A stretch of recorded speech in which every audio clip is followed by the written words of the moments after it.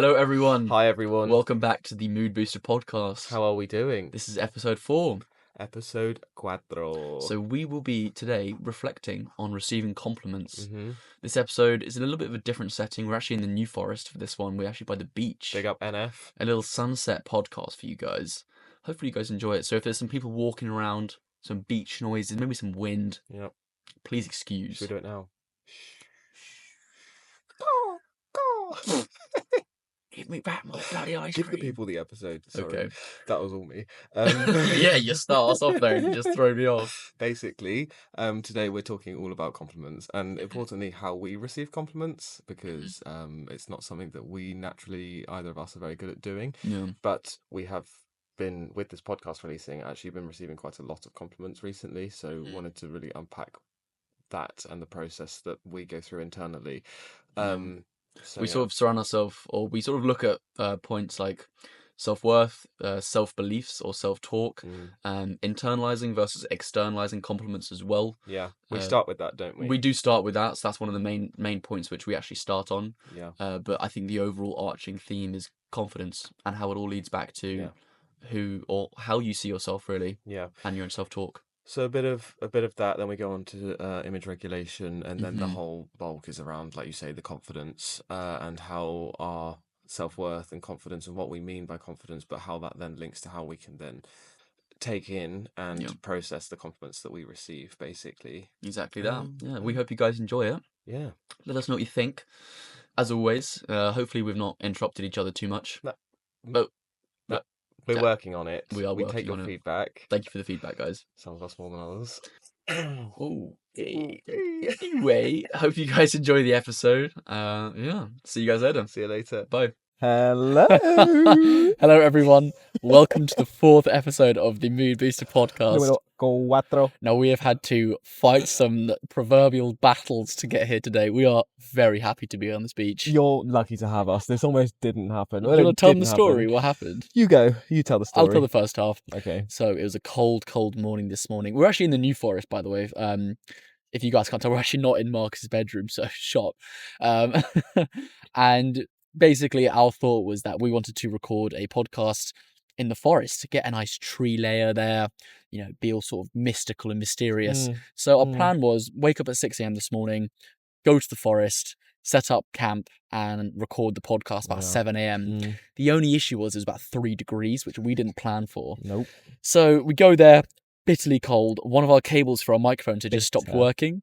About an hour and a half later, after about 4 attempts of recording, we just called it. Yeah. We just chucked in the flag, didn't we? Yeah. Chucked in the towel. Chucked in the towel. We chucked in the flag. We waved the flag, chucked in the towel. We waved the white flag. We did all of the analogies. The podcast gods had beaten us, so we left feeling a little bit defeated this morning, didn't we? We did, yeah. We were basically 4 attempts in, an hour and a half later, freezing cold. We were literally doing star jumps to try and warm up, and we just couldn't really talk because we were so focused on getting it, the microphone's not freezing, us not freezing, and whatever. And I was just sitting there trying to form a sentence, and I was like, "Is Charlie fine? Do I just need to not just brave this and stop being pathetic about it?" And then the microphone went again. I was like, "Charlie, we've got to call it." Yeah, you just said, "I'm not having a good time here. Let me just call it." And here we are. Couldn't ask for a better backdrop. So that's Bournemouth over there, right? Okay, yeah, it is Bournemouth. Jude's over there. My youngest brother Jude is at university in Bournemouth. Hi, Jude. Hi, Jude. Before we talk about all of the other things from today and our weeks and things, what are we talking about today? So, on today's episode, we'll be talking about or reflecting on receiving compliments. Compliments, all about how we take them. Why do you think it's necessary? Necessary and very topical for us, and that's what this podcast is for us, talking about things that are relevant to us at the time. We have been receiving a lot of compliments in the last couple of weeks based on this podcast predominantly. Thanks, guys. Thank you so much. We truly mean that. Just the absolute, we said it last week and the week prior, but the absolute glee that we get when we receive this feedback is just unmatched. But it's something that doesn't come, receiving a compliment doesn't necessarily come naturally for me, and I know that's something that although I might put on this sort of confident exterior, sometimes I actually really struggle to take a genuine compliment. We can, I think, lean on a lot of the examples of when we're doing that. A little bit of context before we keep on going. If you can hear the ocean and you're on Spotify, if you can hear the ocean in the background, it's because we're by a beach. I know we said it there. So seagulls, ocean noises, and wind. Seagulls, Don't there's fall a asleep on shark us. over there. Great white, I shark? think it is. Oh my Yeah, I word. know. So if you Get hear that. screaming, that's people swimming away from the shark. Yeah, there's families There are, around. yeah, families. So there'll Sunset be. hour right now. Get yourself over to YouTube and watch us at golden hour. Yeah, you don't want to miss out on this You do top not. quality content. But yeah, so that's the Compliments. context of all of the above, where Yeah. we got to today. And I think we were just proud that we pushed on through and didn't get sulky about it. And No. I'm someone that gets I'm extremely impatient, as we know. Yep. And in that moment, speaking for myself, we work together as a team, and I could easily see that situation, an hour and a half, trying to figure that out, us just like snapping at each other, but not once. And I was like, that in itself is quite cool. That I think I know this is very cringe, and I'm almost quoting Rocky here, but like it isn't the actual things that happen to you that define you; it's your reaction to them. Yeah, nice. Yeah, watches Rocky 1, Rocky 2, watches a Rocky film once and just starts quoting him, and it is. So we came away from that with these videos of us failing and think, hey, let's just make a compilation of us failing, trying to record. Yeah. And in the grand scheme, it's not that deep, is it? It's not that deep. It's not that we'll wake up tomorrow and the sun will rise again. It's most certainly not as deep as that thing out there. The Big sea. blue. The sea. I love the ocean. I'm not Isle sure of if you Wight guys just know behind that. us. I don't know if you can see. Isle of Wight. Isle of Wight. So before we go into reflecting on receiving a compliment and what is ensued in that, how was your week, Marcus? My week, Rooney. Gosh, let me think. I don't say gosh. Sorry, I don't know why I said gosh like that. I don't ever say that. I don't think gosh is a swear word. I think well, I think because I'm trying to not say anything like offensive. I say gosh like I'm a Victorian child. Please say one more. Oh gosh. Oh, golly gosh. Fiddlesticks. It's not enough food. Of sugar helps the medicine go down. So my week, I guess I'll start with Sunday was a pretty epic day. Yeah, what did you do on Sunday again? Second marathon in 6 weeks. Less than 6 weeks. Pretty strong stuff. Because I've got London Marathon coming up, so that'll be 3 in a month and a half. So this was the second one, Brighton Marathon. It was boiling hot, a glorious day. I was really nervous. If anyone's seen me on socials, or I don't know if I mentioned it in the episode last week, I was really nervous. I was doing it by myself, which I haven't trained for, and I'd been doing all of my runs recently with people like you at Rome. Yep. And it's just a whole different ball game when you're in your own mind for that long and have to only rely on yourself to get yourself through. Whereas when I'm doing it with someone, like when I was helping you at Rome, which I guess I was helping you, I had that role of like caring for someone. So your brain doesn't even go to how you're feeling because you're just looking after someone else. And selfishly, that helps me because I then don't have to worry about myself. Whereas at Brighton, I was just crapping my pants. It went really well. The first 30k, I was flying. I was like sorry for non-runners out there, but it was a 440 minute kilometer pace, or that is 450. quick. If you don't know that is a and I was bloody on quick for pace.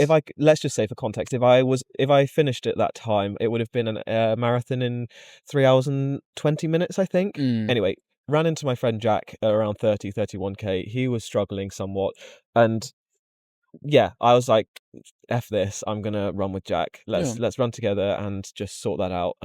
We had some walk breaks, ended up those walk breaks effed over my stomach, and I ended up in a Portaloo with 4k to go. Not in a I had good some way. messages from you being like, I am not in a good way right now. You were in Struggle City, weren't you? Strug City. Saint Rug City. Saint Ruggling. Anyway, we got it done, and I will truly say, and I want to talk about this when we've got a marathon episode and training episodes coming up. We do. I always give advice on like how to get through these things, and I fully felt like I was back to my first ever days running and literally really calling upon my own resilience, like fully in that last 4k. Every 100 meters I wanted to stop and walk. Every part of me wanted to walk because I was in so much pain and my stomach was not good. And every 100 meters was like, okay, one more 100 meters and then you can stop and walk. And I just fully was believing myself every time. But obviously some part of me knew that I wasn't actually going to stop. So then I got to like 2k left and I was like, okay, once you've got 1.5k left, then you can stop. And then I had 1.5k. I was like, okay, 200 more meters. And it just was going on forever, but I managed. And I was so proud that I didn't stop. It's refreshing because you very much are a bit of a machine in running, and your content, I think, speaks about that. And I know you speak about how runs aren't always easy, but it's nice to hear that you don't always find a marathon easy. Because I remember after the Rome marathon, the next day I couldn't walk. You were like jogging upstairs. I was like, what is this guy made of? And even when I was telling my family that you were doing Brighton, they were like, what the hell? Why is he doing another marathon again? And so it's really refreshing to hear that even someone like yourself who runs every day, you still have to fall back on those habits of 100 meters at a time. Yeah. It's those little things which actually kept you going as well. It's refreshing to hear. Yeah, No, well, for me, I think for from my myself. side of it, it's I get all the time, like, oh, this must be easy for you now. God, this is like duck on the water on a duck's back or whatever. Duck on the water. Duck on a water's back. And I don't think it ever gets like a marathon is a marathon. It's And far. yes, you get more used to it and you don't have like the nerves of the novelty of it and those things, but it's Yeah. still so hard. So yeah, that was fully an example of that on Sunday, and that was really good. And then have the post-marathon crash on Monday and Tuesday, just feeling like the blues. Yeah, or Yeah. and my brain was just sort of on overdrive because again, you might come to learn very quickly. I subscribe to evolutionary psychology quite a lot, and again, I won't go into it too much because we're talking about compliments today. But yeah, if you put your body through that, something so hardcore and like endurance based, your mind is, from an evolutionary theory or perspective, the idea is your mind is then going into like survival mode because it's like, we shouldn't be running for this long. There must be something going on. There must be a threat. So then all of the cortisol and all those things. So the next couple of days is just like you're wired, but also like anxious and having all of those feelings. So I was dealing with that on Monday and Tuesday, feeling intensely like slightly anxious and all those things. Intensely anxious. And then this is Wednesday. We've worked here all day and we're in the New Forest and looking out at the sunset, doing what I love the most in the evening after a long day's work. So feeling great. And on that note, how was your week? My week. Went to my first comedy show on the weekend. Oh yeah, was it funny? It was very funny. I went in. I feel nervous for the people doing the acts. I get that. I really resonate. So when they're coming on, I'm wanting them to do so well. I'm actually nervous for them. Yeah. I'm like, oh my God, if they don't laugh. So I found myself in the beginning laughing at jokes I didn't find funny. Very quickly though, it stopped and they were actually really funny as well. I think just because it was of that sort of thing, if I go to see a play or anything, I feel really nervous just watching them. I don't know, because I used to do it back in GCSE, I think. I know what it feels like to be up on that stage in front of all those people. Yeah. So I resonate quite a lot with it. But went to the comedy show on Saturday for a friend's birthday. Loads of fun. Met Jude's girlfriend for the first time, which was lovely. Nice. And then Sunday we did like a belated Mother's Day, which was absolutely elite. Happy Mother's Day 3 weeks later for all the mothers out there. Brunch. Nice. My guilty pleasure is brunch. Is it? Why is that guilty? There's nothing guilty about that. It shouldn't be. Guilty. Yeah. No, we had a lovely brunch, to be fair. And then, came back. Nice. And basically been looking forward to this day for the whole week. Yeah. I think it's been quite a nice week. Not loads has happened. No. I think it's just been quite a stable week, which has also been nice though. Yeah. Yeah. Lovely job. I know I didn't speak nearly as much. Question for you. Please. I wonder, I'd like to hear from maybe our listeners if this is, because I completely am the same as you. When I watch someone live, I'm partly more nervous than sitting in enjoyment of that performance because I'm like, what if they mess up or whatever, because I'd be embarrassed for them. Yeah. Is that because we're sort of empathetic people, or like I'm not saying other people don't care, but like, I don't know, or is that something that everyone experiences? I don't know, because I can only speak to my own experience. If you don't know me, I'm a great person, right? So Carry on. Yeah. Carry on. No, so I think all jokes aside, I think take the compliment. No, take the compliment. I wasn't able to sit in it. I was meaning that as a bit of a nibble anyway, but yeah. I think, some of it has to go with seeing something being very nerve-wracking, resonating with it, and feeling what they would be feeling. Yeah. Trying to put yourself in their shoes. I think that's empathy at its baseline, isn't it? Is trying to put yourself in the other person's shoes, try and figure out how they're feeling. Like actively laughing when you don't necessarily find something funny to support. So that's really kind, I think. It is kind. I mean, what can I say? Yeah. I think, But I don't know if that's, because I also would feel like I might do that, and I don't know if that's just something everyone would do, or... I think comedy shows are a real... Oh, yeah. I think it was a real... it was a real... spectacle. I'm using the wrong word here. It was a real magnifying glass of that feeling. Like in a play, I wouldn't necessarily, clap or whatever it is, cry because I want to feel sad. For a comedy show, I know they bomb from what other people have said. Yeah. So I really didn't want it to bomb. Imagine that. Walking off the stage like that. Have you seen It's Always Sunny in Philadelphia? I have, but not all the episodes, so I probably won't pick up the reference. There's such a funny episode where, this is probably boring if you're listening and you haven't seen it, where one of the main characters, Dee, tries to go onto a comedy show and she has this thing where whenever she gets nervous, she retches or gags. She's so funny. She's hilarious. And so she goes on stage like, hey, what's the problem with airplane food? And someone in the audience is like, what, lady, get off the stage. Sorry, what's that if you've got fear of being sick and then you just trigger warning everyone. And then she's like, okay, everyone with the earphones, what do you, half human, half robot? It's just, I'm not doing it justice, but it is a brilliant little skit. Nice. Yeah, so that's comedy shows. Yeah, well, thanks for asking. If you're a comedian, comic, yep, would you like being complimented on your jokes? Yeah. Segue fail. Oh god, was that a segue? Yeah, ripping around on our segue. Oh god. Should we give each other a nice compliment? Should we give each other a nice compliment and see how it fits? That's a great idea. I love your jumper. Thank you. I designed it and enjoyed it. Enjoyed it. Whoa, what does that mean? I don't know. You enjoyed it. I'm so good at taking compliments. What the hell? Let's try again. Something else. Okay, from me to you. Yeah. Okay, taking compliments. Here we go. Shall I go first? Yeah, please. I've got nothing. White noise. You are. Let's think about this now. Do I be serious or do I make a joke?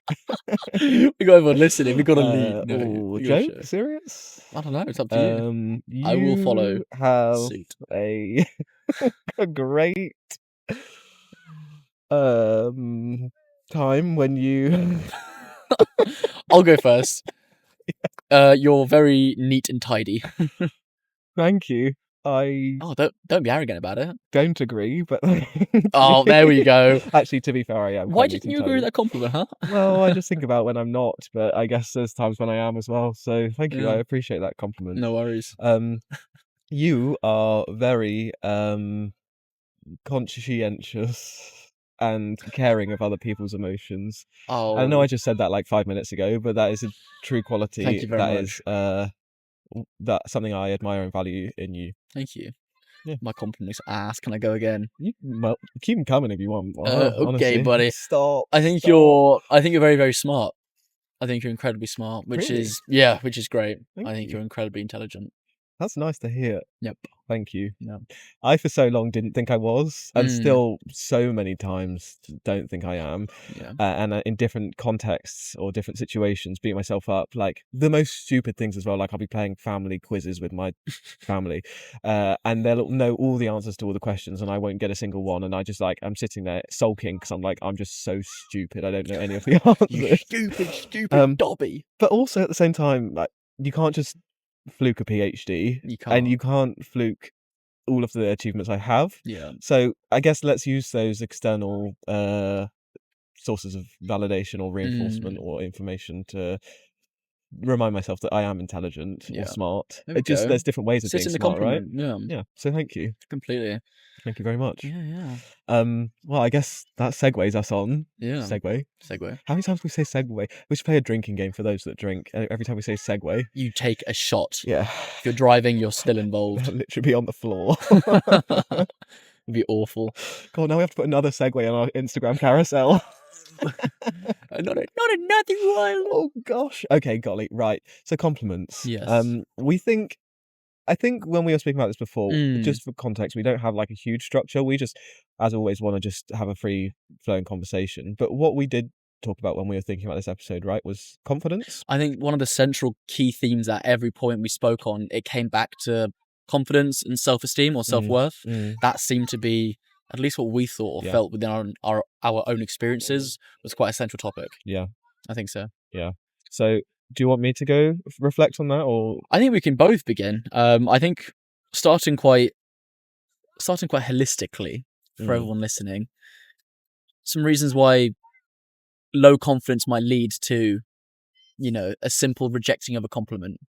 Yeah. Oh, well, I think what we should first say is that in this context, we are explicitly really talking about why we struggle with actually receiving compliments, I think right? So, yeah. And some of us are better than others at taking compliments, but generally, I think both of us in the last however long, me for a long time, but you, like you said at the beginning, aren't the best at taking compliments, and we really want to unpack how the confidence and, like you say, the self-esteem and all of those things relate to that, and therefore how that might link to sort of phenomena that we might, or understand, but then also how we could how we have been, as speaking for myself, actively working on that over the specifically last year since I finished my PhD. And likewise for you, right? So when it comes to the confidence, I think ultimately, like, I guess in the briefest way, if you don't have that confidence yourself and you don't necessarily believe those things about yourself that someone is saying to you, I think that in itself is kind of challenging, right? I completely agree. I think a lot of, or at least for my own self, confidence comes from true self-beliefs. Now, you can have this false sense of confidence with what you think you should be like, and that's all right. But your true self, what do you actually believe about yourself? When your head hits that pillow at night, what are you saying to yourself? What are your true beliefs about who you are? That actually reflects through your ability to take compliments, your self-esteem, your self-worth. And it's often really, I found in my own case, really tough to get to how you actually, what you believe about yourself. Because often with everything coming on, all the noise about what other people are saying, what your job says about you, what your school said about you, it's hard to try and find out who you are or who you think you are. I think importantly, confidence links to everything, right? I think so. Today we're talking about it in the context of receiving compliments or being able to take those compliments and internalize them. But I guess on a wider scale, we also know that confidence leads to like decisions you make in the workplace, how you set boundaries with people, how you respect your own space or your own autonomy, and all those things. That all comes back to like how you see yourself and how you see yourself and place yourself versus others, and whether you're putting yourself below others and see yourself to be lower than others or whatever that is, right? And in this instance, the confidence is kind of, if you're being given that compliment socially, someone is giving that information to you that they think this about you, and that's their objective, their subjective opinion of you. If you fundamentally are coming from a place of lacking confidence and therefore lacking self-esteem or lower self-esteem, you can immediately see why then that's inherently like challenging or would come up against or contradict what you believe about yourself. Someone's literally saying, I think you're funny, as a really basic example. I think you're funny. And you think I'm the least funny person in the world. That is not true. How are you then going to take that compliment and say thank you if you fundamentally just don't even believe that? It's the weirdest thing, is sometimes it might not even because you don't believe it. Like for me recently, this was actually just before we went to the comedy club. The the group of people that I was with, one of them asked, "Hey, so what have you been up to recently?" I hadn't seen them in years. I literally came back with, "Oh, nothing much, just the usual." For why I didn't say anything that's gone on in my life, I don't know. Maybe that came from me not thinking it was worth saying. But then also another person chimed in and said, "Oh no, you're doing the podcast recently. That's so cool." I was like, it's nothing really. I don't think it's nothing. I'm the biggest fan of what we're doing. And for me, to hear me say it, I was like, what am I saying? It's not nothing. This is not nothing at all. It's one of my biggest passions right now. Like, let alone ever. You're minimizing it, right? I was minimizing it. I do that so much. So that's a prime example. And just to share my experience with that as well. Like people always, prime thing, you run a lot, you're amazing at running, and I'm always your like, run club, oh no, I'm just stupid, I run too much, like I've got too much. My default is I've got a too much gene and I can't switch off, and I just have to run. Say it to everyone. And literally it's my default when someone says anything about why you're good at running, I just have to deflect or minimize and say, oh, it's not that much, there's better people. But do you think that comes down to your self-beliefs, though? There's so many different things I think it comes down to, and that's what we're here to unpack. We know, right? Because I don't think, for myself at least, me minimizing it then was for my own self-beliefs, because I know for a fact I do not believe this is nothing. Do you think then, if in that one example it's not a contradiction between your self-image or your self-belief and what someone is telling you, do you think some of that is to do with the image regulation idea, right? Am I remembering correctly? Remind me of what that is. I think it's image regulation that we were speaking about before.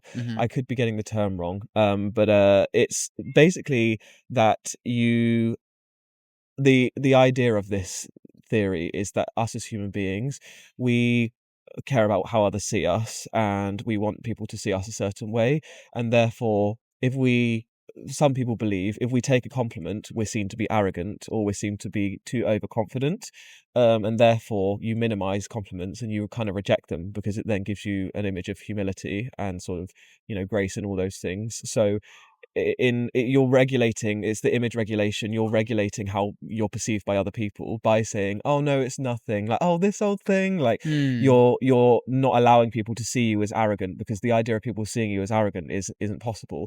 Whereas actually, and that, you know, we can unpack that, whether that comes from like a societal thing or probably comes from all of the above, right? Completely. But actually, I believe there's nothing wrong with saying thank you. I know it's really cool, isn't it? I'm There's really nothing proud wrong of with it. it.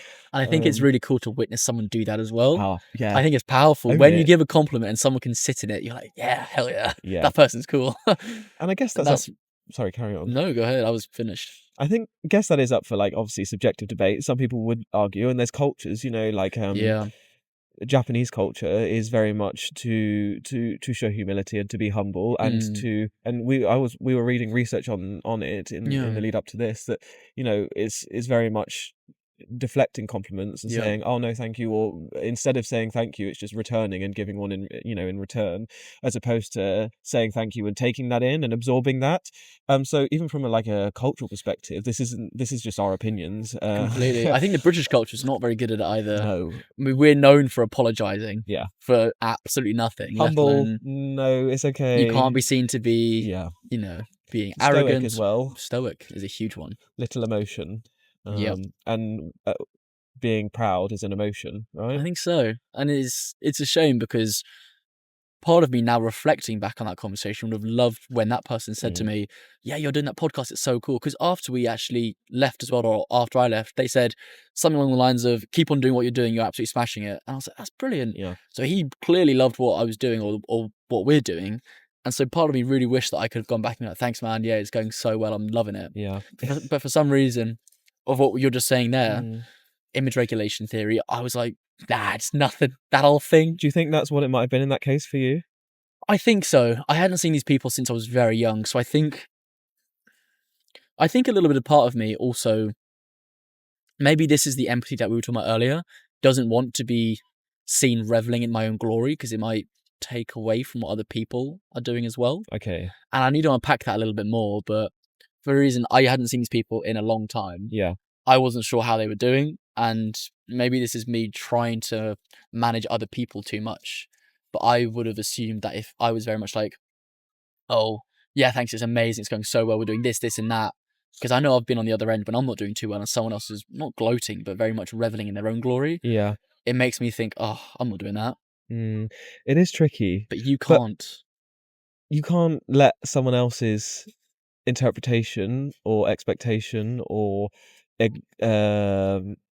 reaction limit your own. To limit your own. You can't. Self-worth or belief in your self-worth or expression of.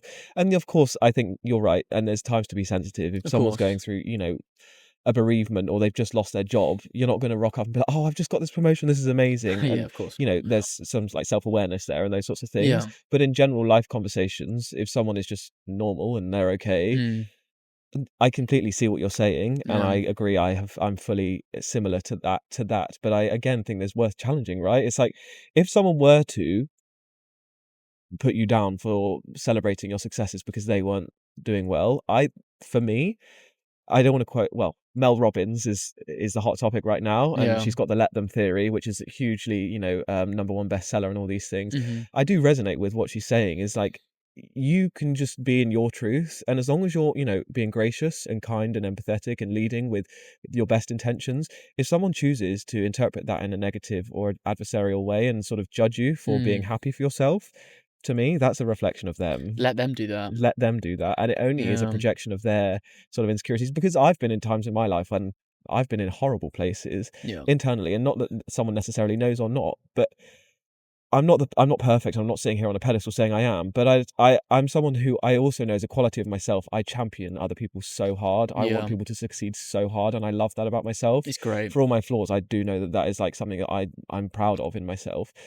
I would love to see someone else succeed. Just because I'm not, it doesn't mean that they shouldn't. So then if someone were to be like that in my success or resenting my success, I just think it's I do, and I have been trying to, and I'm not saying I do this all the time, but I'm trying to think, well, that's kind of a reflection on them. I'm not saying I'm not sitting here gloating, of course. I'm not being arrogant, but me saying thank you and saying this is amazing and I'm really proud of this is actually lovely. And what's the saying? If someone makes you feel like you're gloating for being proud of yourself, you're in the wrong crowd or something. Like, you want to surround yourself with people who champion you. that champion you and make you feel good about yourself. I completely agree. It's one of your best traits, or one of your better traits as well, is that the fact that you'll be in the middle of a run, you know, absolutely dying, and you'll be cheering on the runners next to you, which is nuts, which is absolutely baffling. But I think it's great, and I think it's exactly what you're saying. You want to surround yourself with people who fill up your cup, who don't drain, and whether that draining looks like not championing you, whatever that word is, championing you, champignon, whatever that word is.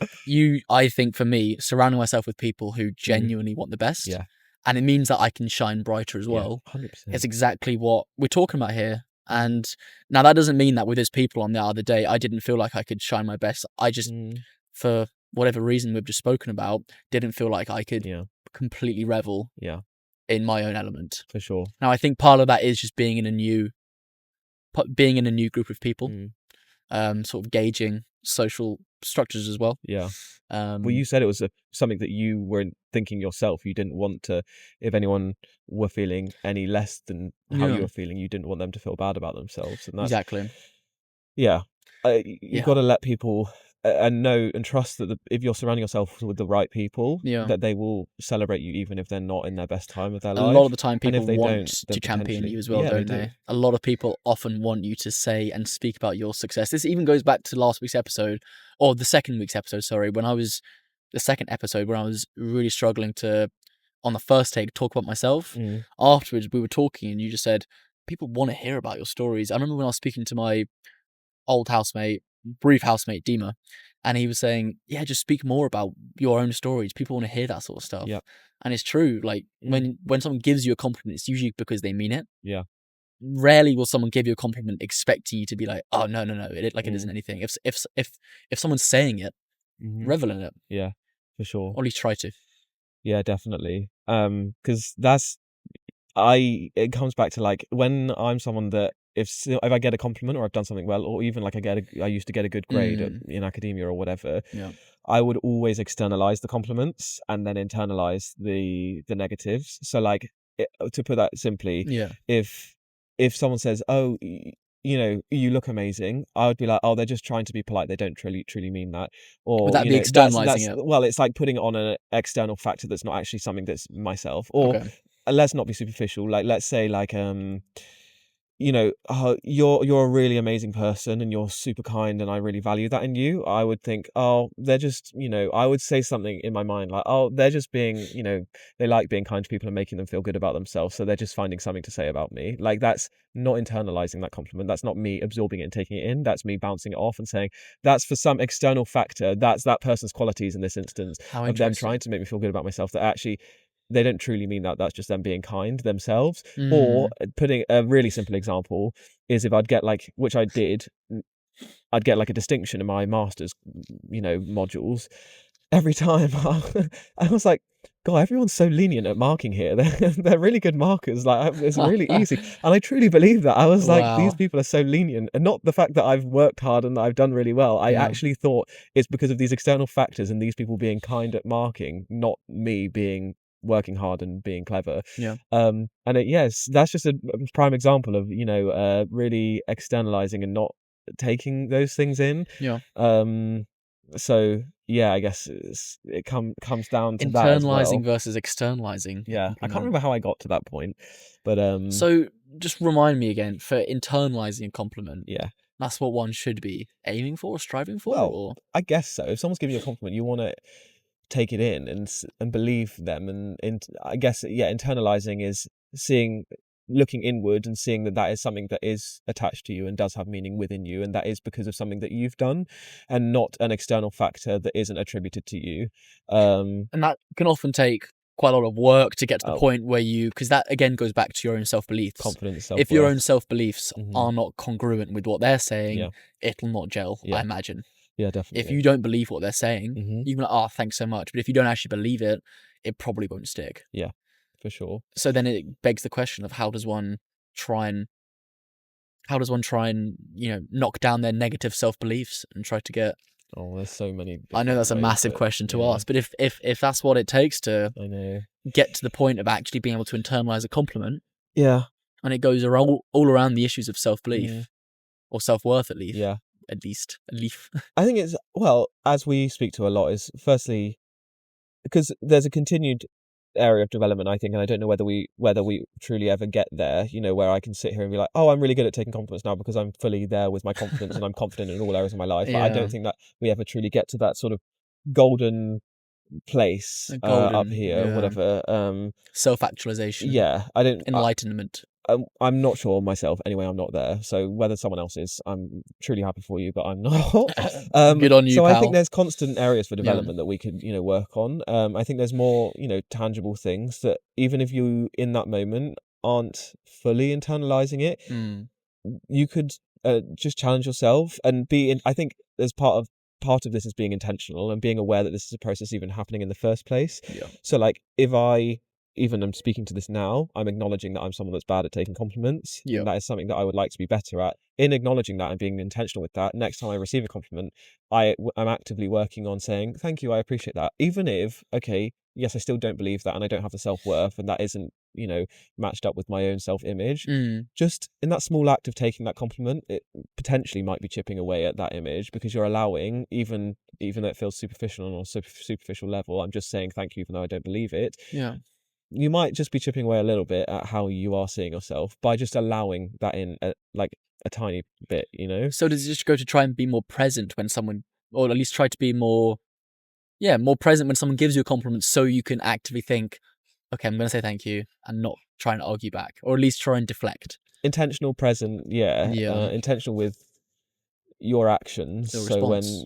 because you're intentionally thinking, okay, I remember I want to be better at taking compliments or whatever, because ultimately someone is saying that and they're not just wasting their words, they truly mean that. So I should allow myself to just say thank you even if I don't fully believe it, and then eventually I might start to work on my confidence on a larger scale where actually it matches my self schemas and my self-esteem as opposed to being in conflict with them. Here's one.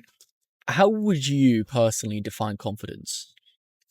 You as Marcus. Oh my God. How would you? It's probably prudent that we do that. What is confidence to you, at least? That's a hard question. Thought I'd throw you that one there, pal. How's that, buddy boy? Confidence is it's a belief system. It starts from a belief system. I'm literally just thinking off the top of my head right now, so I have no idea whether this is, and I might not agree with myself once I've finished, but I potentially someone's belief system about themselves. So it's sort of, let's say, an autobiographical belief system. That is aligned with assurance of oneself and acceptance and benevolence with oneself in who they are, how they present, their qualities, good and bad, and knowing in that belief system that they have worth, they have value, and that they are, someone who is of, I guess, like I already said, of value and ultimately worthwhile. And that belief system then lends itself to a behavioral process as well. So confidence isn't only an internal belief system. I believe it is also a behavioral system, has a behavioral facet to it as well, where our beliefs about ourselves then lend to the behaviors that we enact based on those beliefs. I have no idea. I think you're taking a pretty good stab at it. You, buddy boy. Well, what's self-actualization, Charlie? Enlightenment is this. I think for me, confidence, if I had to try and sum it up, I mean, I think you did a great job, by the way. Thank you. I think confidence is a byproduct of self-love. If I had to really try and summarize it shortly, I think confidence isn't something you try and obtain or give off. I think it's something that you do give off, but as a byproduct of truly loving yourself, and breaking down all those negative self beliefs, all the negative self-talk, getting to a point when whenever happens, you can sit down with yourself truly and love yourself for who you are.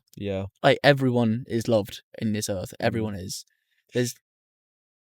No, carry No, on. yeah. And I was about to say, when one can, and again, this is something really difficult to strive for, complete self-love. This is what we're saying, getting rid of all those negative self-beliefs, those negative self-talks. When you are happy with yourself, I think confidence is something that you exude once you reach that point. True confidence, at least. Again, like, is that then where it becomes behavioural, when you exude it? As compared to... Well, the confidence, the self-love might be more like of an internal process, right? But then for me, exude is a verb that I associate with action. It can even be in your demeanour or your words. Yeah. Is that behavioural still? Yeah, for sure. Okay. Well, I think then confidence is a lot more behavioural than other facets, I think. Okay. I think even if you were sat there with someone and you could very much sit in your own self, because you know yourself best, and, you know, the way you're talking, what you're talking about, your own self and your own passions, if you can it's powerful, truly... isn't it? It's powerful, but if you can truly sit there, love yourself for who you are through all the noise, love yourself, I think you exude confidence, and that might be behavioural. Yeah. But I think it's a byproduct, if that answers your question. Yeah, well, for me, like, I believe it probably is a result of those internal beliefs. Exactly. Right? Yeah. It's how you carry yourself based on your Exactly sense of confidence.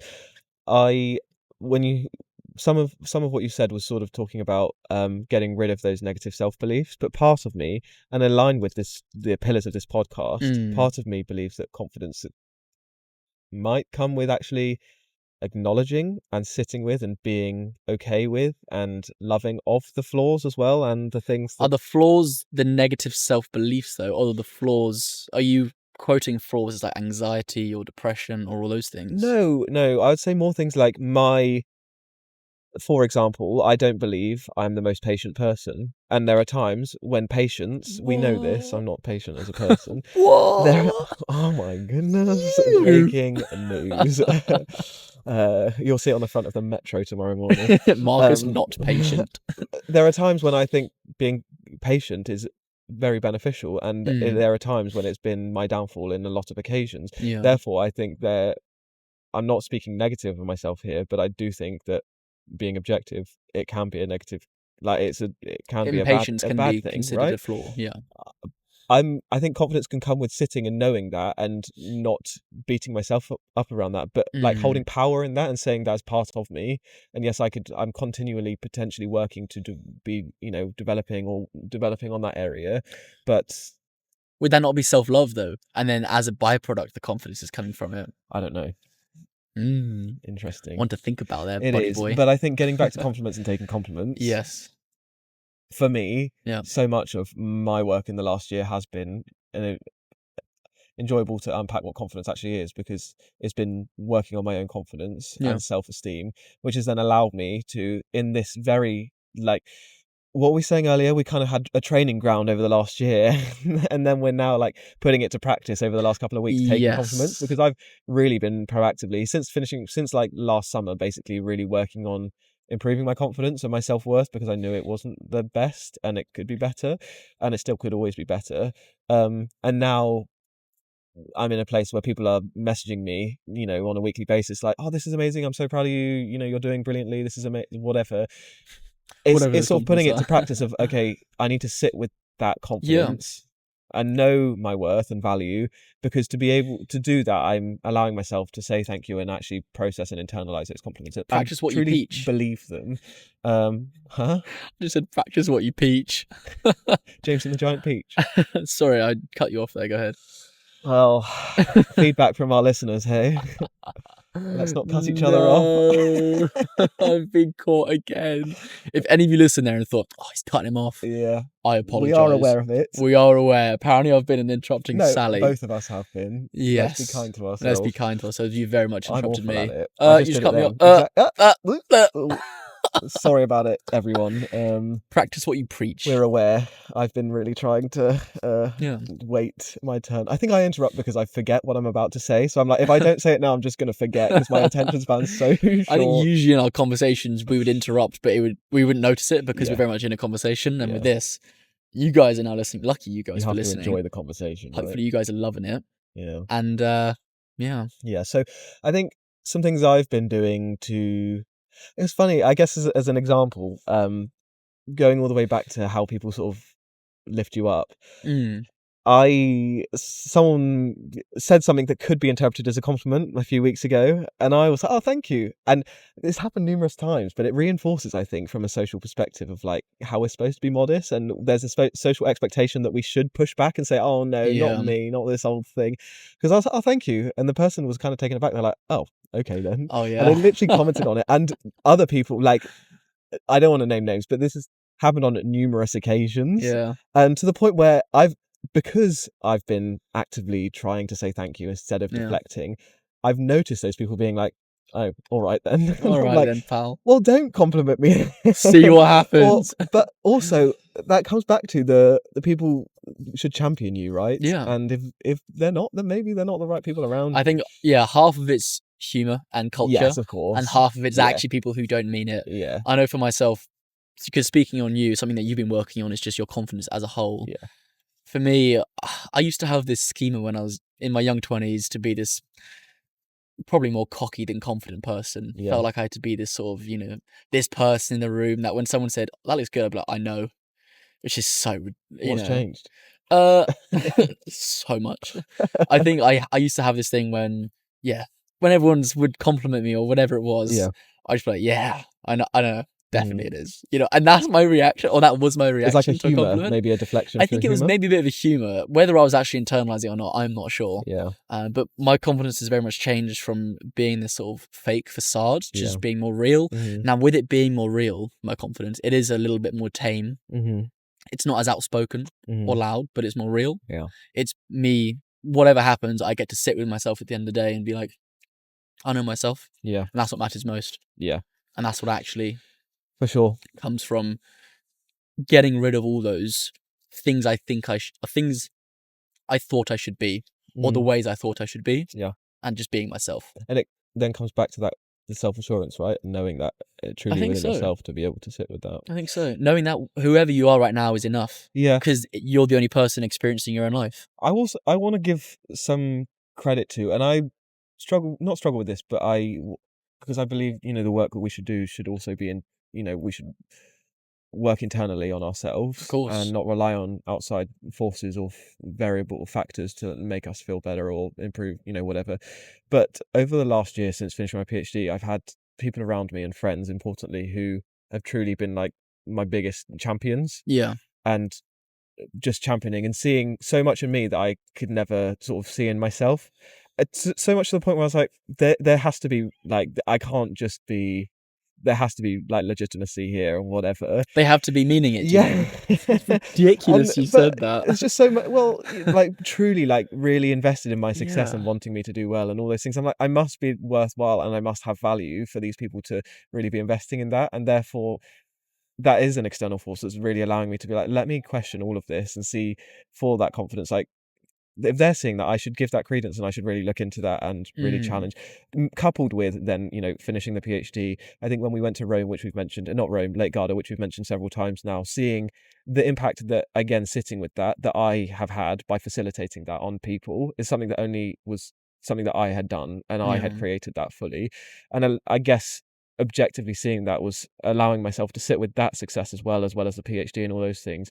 And it was kind of like a barrage of all of these external things coming. And I was like, I can't keep deflecting these. I need to, realize that there is worth here. I think so. And coupled also with being in a transition phase, which obviously we spoke about last week, and seeing my lacking confidence and self-worth really stifle my decisions or even starting this podcast 6 months, a year ago, I would never have done this because I didn't have the confidence to be able to do so. And having worked on that for so actively and intentionally, here we are, and it's still nerve-wracking and all those things, but I'm truly feeling like the most confident I have ever been. That's amazing. And have really worked on challenging my self-beliefs and schemas to then to internalize all of that feedback and all of those external sources of validation to a point where now when someone gives me a compliment, I'm like, I kind of believe it and I agree with you, so thank you. I love it, as you should. Yeah. I think something that's really funny, as you've begun to lean more into the confidence and inherently it's the self-worth or the self-beliefs as well, like what you're telling yourself, I think you can begin to realize that instead of people thinking you're arrogant, or people just saying it for a certain reason. People are inspired when you're leading from the front. People, when you're setting an example and you're able to sit in your own confidence, people are inspired. How many people have, I know personally, people from university or school have messaged me and be like, you've inspired me, or you guys have collectively inspired me to get back out running and do this or do that. So truly believing in ourselves and what we're doing, sitting in our own self-worth, doesn't dampen out other people's lights. No, that comes back to it. Really brings it up, and it brings back to the earlier point of me in that group, me actively dampening my own light to, think that maybe it would actively make someone shy away is the complete opposite. I should, as everyone should, be sitting confidently in their own self-worth, because people get inspired by that. There's a very common phrase is, other candles don't lose anything from lighting another candle. Something like I know that. What you're saying. It's something along the lines of but you can all shine at the same time. You can all shine at the same time. That's basically what I'm trying to say, is that you shining, you sitting in your self-worth, you being confident doesn't take away, it actually inspires people. Which you wouldn't realize. And that is still something I'm like not fully comfortable with, is I can sit here and be like, I can see the knock-on effect that you've had on people, just from observing and being your friend and seeing, hearing about things in your life or whatever. But for myself, I'm still like, oh no, I don't know, and I know that that's not true, and but I'm still like battling with that in my mind of like, oh no, I don't know that I'm helping. Well, maybe people a good mindset shift to shift it is, because you care so much about other people. Quite a good hack to use is knowing the impact it will have on others in terms of inspiring them. Then from that, consciously shining brighter. Be like, I'm actually going to try to be more confident in myself, because I know that this will help other people. If your whole goal is to help other people, or that's your main mission and that's what you love, lean into that. It doesn't mean you have to shy away. Know that what you shining bright is actually going to help them. Could help you take compliments more. But classic, my immediate reaction to that is like some sort of savior complex, and I don't want to be arrogant thinking that I'm going to save everyone, and let's be more modest about it, and not say, oh, this podcast's going to change. Like I'm like, let's just dampen it down, and people have told us it is helping them verbatim. And again, sitting in that is something different. But if again, it comes back to internalizing what people are saying.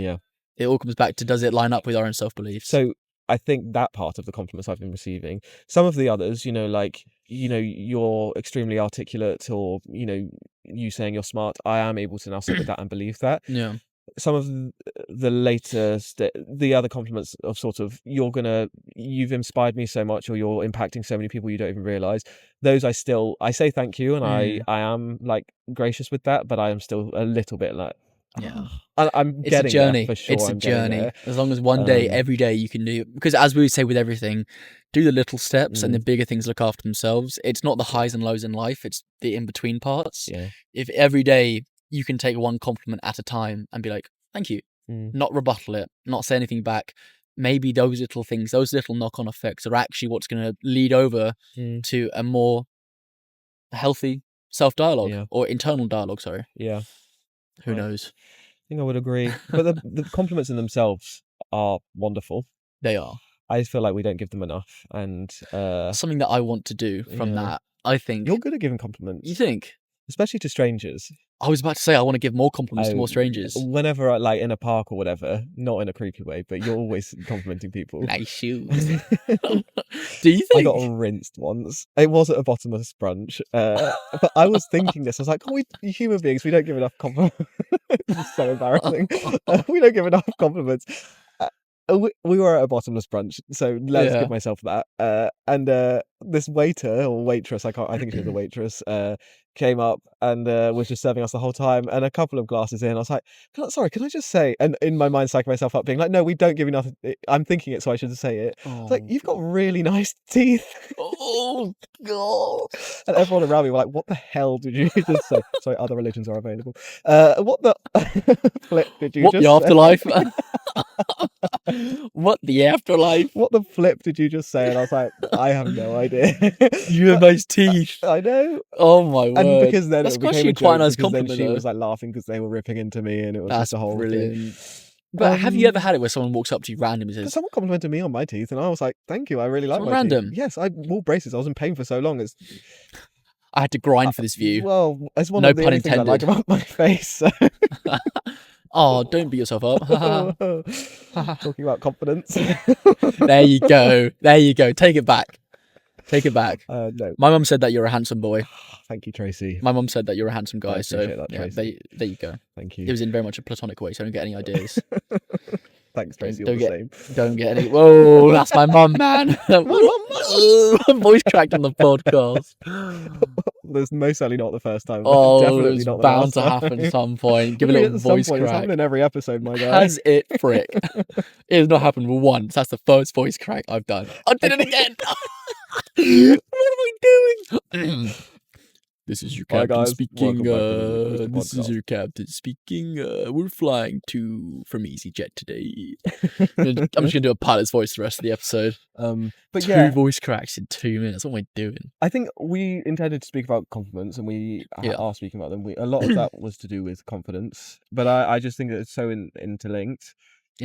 We'd be remiss not to heavily focus on why confidence is so important when thinking about working on taking compliments. Completely. Because for me, the reason I'm bad at taking them is because I don't internalize them, because they challenge my self-beliefs, which ultimately is a lack in confidence, right? Yeah. And therefore, that's the self-verification theory, isn't it? Self-verification. Yes. Yeah. Oh, did we mention that? I don't know. Self-verification theory. I guess this is what we've been speaking about this whole time, really. But self-verification is you have a self-belief about yourself. Obviously, that was very poor English. You have a belief about yourself. And you have your schemas about yourself and information that you understand and know about yourself. You, as a human being, look for and seek information that validates and verifies that information that you believe about yourself, because that's comforting, that's consistent, and that is what we know. Therefore, according to the self-verification theory, when we receive a compliment, if we have low self-esteem and low self-schemas and think we're ugly, not funny, not caring, whatever... Short. Listing things for you, Short, ugly, not funny, all of the above. Dumb. Freaking dumb. Uninspiring. Don't start a podcast, really whatever you small do. Ears, mate. If you believe all those things about yourself, yeah, and then someone gives you information, if you receive information that challenges that, according to the self-verification theory, that challenges that schema and is incongruent with what we know about ourselves, and therefore is uncomfortable. We feel and sit in discomfort in receiving that compliment, and therefore we want to reject it and push it away because it challenges what we know to be true about ourselves and inconsistent with our reality. Yeah. That is the self-verification theory, and so much of what we've been speaking about, isn't it? Yeah, for sure. Wow.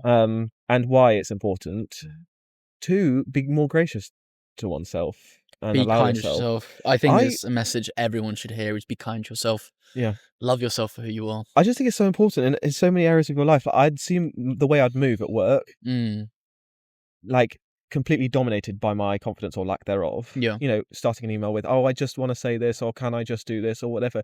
No, there's no just about it. Don't minimize your request. Like, just ask for the thing. You don't need to say just and minimize what you're requesting.